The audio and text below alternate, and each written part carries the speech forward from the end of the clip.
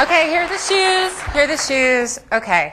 So I don't know if you played in your parents' shoes when you were younger or not. I know I did. The truth is we've all learned a little something from playing at the feet of those who are older and wiser. And so from the outside to the in, to the inside to the without, we know that there's so much that our feet do. They support us. They hold us as we walk through life. And I would argue that they are the windows to the soul. So because perception's so important, the choice of shoe, the choice of polish means so much. And maybe that's why I wear a lot of heels, so that my daughter can see that.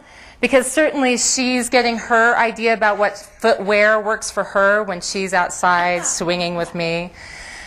But we all learn. We do. We learn from walking, following, and finding the voices of those who have gone before us. Grooming is a big deal. You know, we all groom ourselves. We network. We go after our professional designations, the letters after our names. We're grooming so that we can become the type of people that we can become. So I want you to learn from the people that I've learned from. And I reached out to these people. If you can imagine the letter, the email that I sent out to ask these people for photos of their feet, awkward. Howard South was my high school art teacher. He taught me how to play guitar, and he also taught me how sometimes you don't want to draw outside the lines. Sometimes you can fight better from within. And that was a meaningful lesson that I actually was able to embrace and carry on with me. He also taught me about the white space and how sometimes it's the pauses where we can actually learn from the most. He taught me a little bit about how sometimes being edgy can put other people off, and alienating others is not a good idea. So, yeah, skulls aren't great accessories. Again, from within to without, when you're trying to spread your message to other people, sometimes you need to embrace something that they can communicate with you better for. Ginny was my first membership director in the association world. And from her, she taught me that you may not have to walk a mile in someone else's shoes if their travel was well documented. So that's something that I've also chosen to embrace. I like to not make the same mistakes, to learn from history.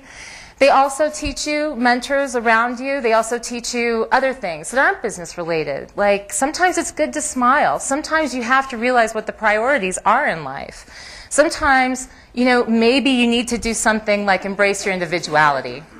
And part of being a person who is different and out there is knowing that when people are listening to you, you have something important to say. Cynthia DeMoore embraced me as soon as I came into the association world and has served as a mentor, always stressing to me to absolutely look for the unique part within you that can help spread your message, that can help define who you are, that can make your life better, to believe in yourself.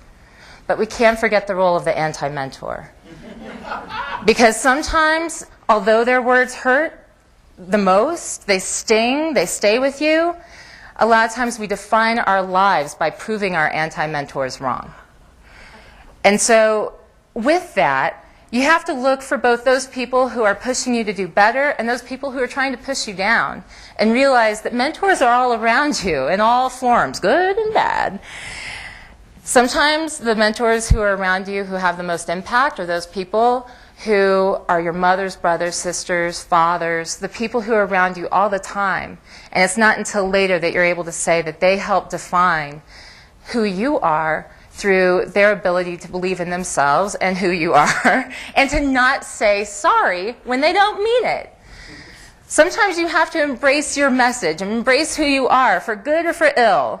And so that's why from within to without, from without to within, when you're looking at your feet, when you're looking at the souls of your mentors, when you're learning at the feet of another, that sometimes that is the true test. Everything I've learned at the feet of my mentors. And if I'm lucky, and if I've learned a lot, then I'll be able to mentor someone else.